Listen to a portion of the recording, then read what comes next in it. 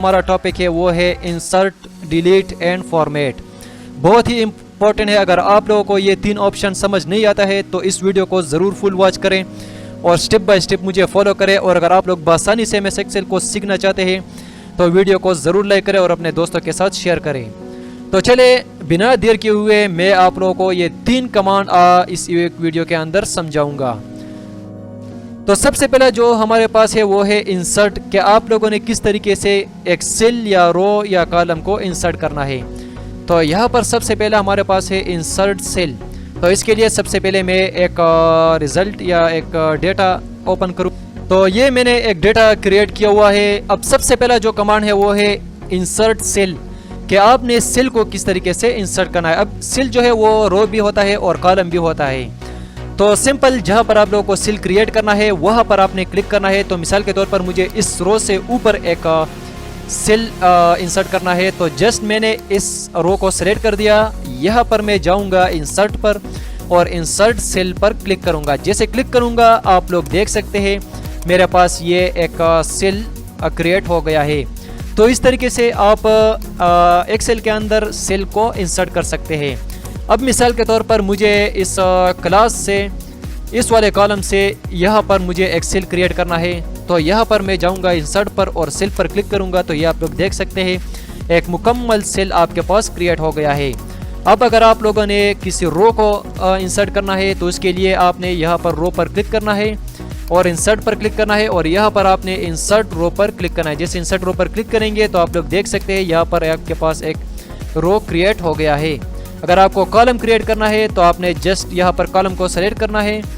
या यहाँ पर मैं इसके अंदर एक कॉलम को इंसर्ट करना चाहता हूँ तो यहाँ पर मैं इंसर्ट कॉलम पर क्लिक करूँगा। क्लिक करने के बाद आप लोग देख सकते हैं इसके दरमियान में ये जो कॉलम आप लोगों को नज़र आता है ये बेसिकली हमारे पास इंसर्ट कॉलम के ज़रिए मैंने क्रिएट कर दिया।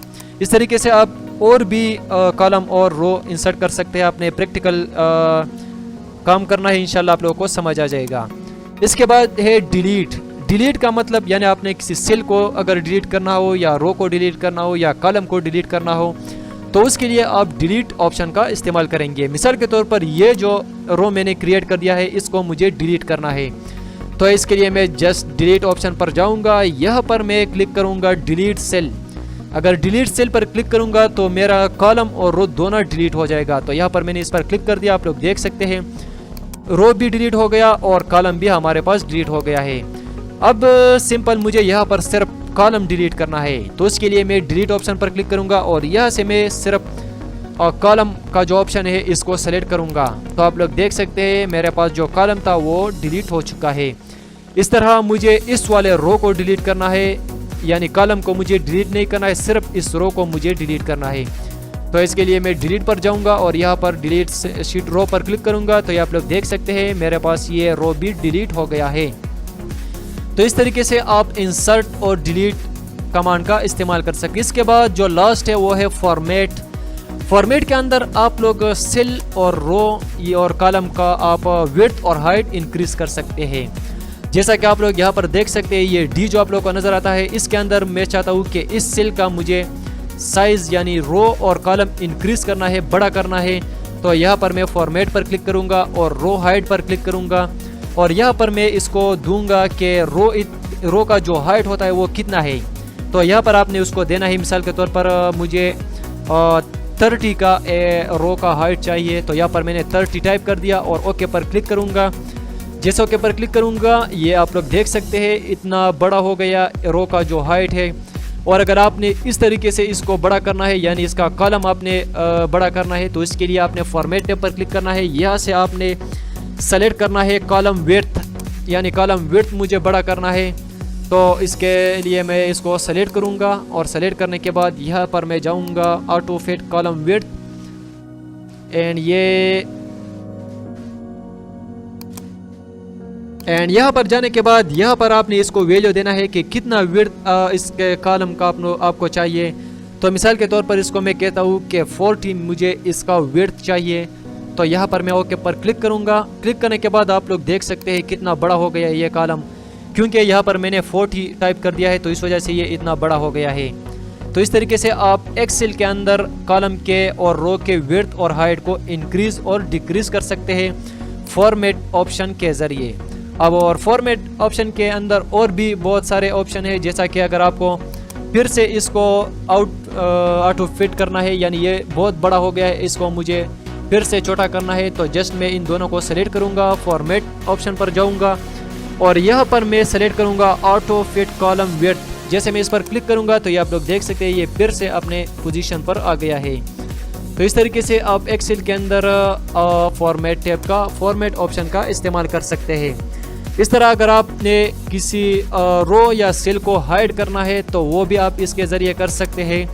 मिसाल के तौर पर मुझे यहाँ पर ये जो नंबर 1 रो है मुझे इसको हाइड करना है, डिलीट नहीं करना है, ठीक है।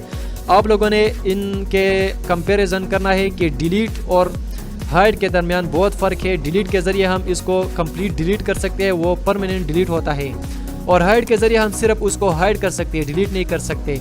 तो यहाँ पर मैंने हाइड रो पर क्लिक कर दिया। जैसे हाइड रो पर क्लिक करूँगा आप लोग देख सकते हैं जो पहला रो था वो मेरे पास हाइड हो गया है। अब मुझे फिर से इसको अनहाइड करना है, तो फिर से मैं फॉर्मेट टैब पर क्लिक करूँगा और यहाँ पर मैं जाऊँगा अनहाइड रोज, इस पर मैं क्लिक करूँगा तो ये देखो ये वापस आ जाएगा। अगर आपको कॉलम हाइड करना है तो इसके लिए आपने मुझे मिसाल के तौर पर बी और सी को हाइड करना है, तो इसके लिए मैं जाऊँगा हाइड और अनहाइड ऑप्शन के अंदर और इसके अंदर मैं हाइड कॉलम पर क्लिक करूँगा। क्लिक करने के बाद ये आप लोग देख सकते हैं बी और सी जो दोनों कॉलम मेरे पास हाइड हो गए हैं। अगर आपको फिर से इसको अनहाइड करना है तो यहाँ पर आपने फॉर्मेट पर क्लिक करना है और यहाँ पर आपने जाना है हाइड पर और यहाँ पर जाना है आपने अनहाइड कॉलम, इस पर आपने क्लिक करना है। तो ये देखो ये वापस अनहाइड हो गया है। तो इस तरीके से आप एक्सेल के अंदर फॉर्मेट, इंसर्ट और डिलीट ऑप्शन का इस्तेमाल कर सकते हैं। ये बहुत इंपॉर्टेंट कमांड है, अगर आप लोग प्रैक्टिस करेंगे तो इंशाल्लाह आप लोगों को समझ आ जाएगा। और अगर आप लोगों को इसमें कोई मसला हो या प्रॉब्लम हो तो आप मुझसे ज़रूर कमेंट में पूछ सकते हैं।